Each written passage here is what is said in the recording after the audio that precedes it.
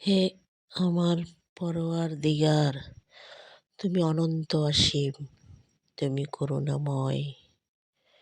হে আল্লাহ, আমরা যারা পৃথিবীতে এসেছি, আছি এবং বড় বড় আলেমগণ, রাজনীতিগণ সবাই আছেন।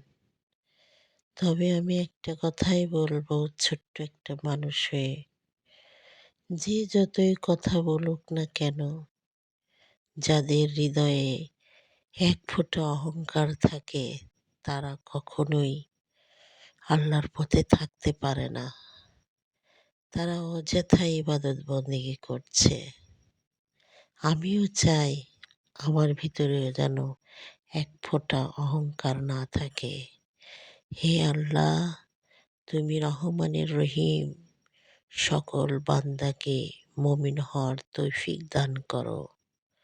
আল্লাহ, তোমাকে পাবার আশায় যতদিন যতকাল বেঁচে রব, আমি তোমার আশায় থাকব।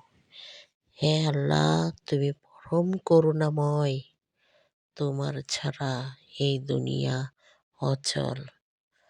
তাই বলছি, তুমি আমাদের হৃদয় অন্তরে থাকো। তুমি ছাড়া আমরা কখনোই চলতে পারবো না।